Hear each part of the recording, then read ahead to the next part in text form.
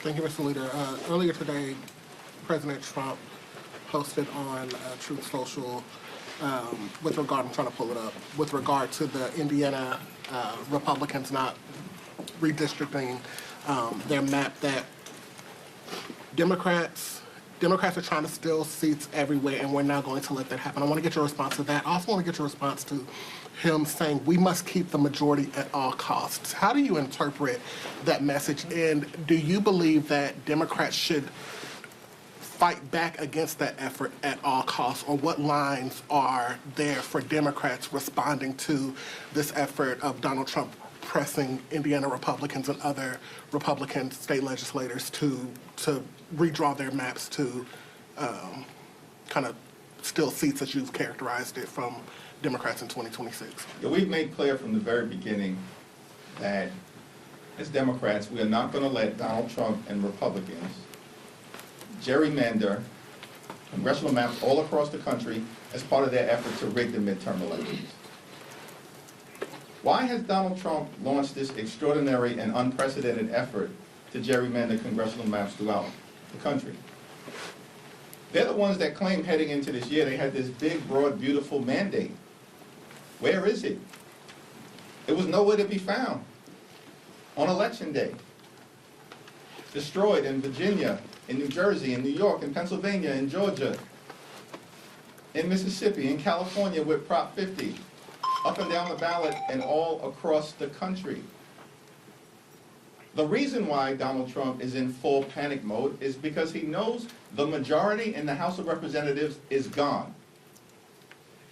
And he's doing everything he can to try to cheat his way to an artificial victory. By the way, this same group of people, this is the lesson that they learned. We came into this year and everyone was talking about how the Democratic Party was dead. Really? As far as I can tell, in the House, the only reason why Republicans have their narrow majority right now is because they stole 3 seats from the people of North Carolina in mid-decade redistricting last year. That's the lesson that they've learned. Because their policies are unpopular, the outcomes are unpopular, they've delivered nothing for the American people. These folks have been a complete and total disaster. And Democrats are the ones leaning in to making life better for the American people, to driving down the high cost of living, to confronting the Republican health care crisis and cleaning up corruption so we actually can deliver a government that makes life better for the American people. So Donald Trump is in full and complete panic mode right now. And so he's lashing out at the people of Indiana, apparently, and beyond. Because these extremists didn't think that Democrats were going to forcefully respond.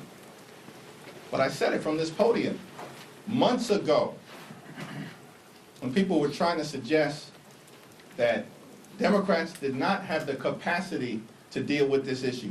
Guess what? We did. And now we've seen action in California. We're going to see action in other states like Virginia and Maryland and Illinois. We've seen action in Utah. We see a lawsuit in New York. We're going to continue to forcefully and creatively respond.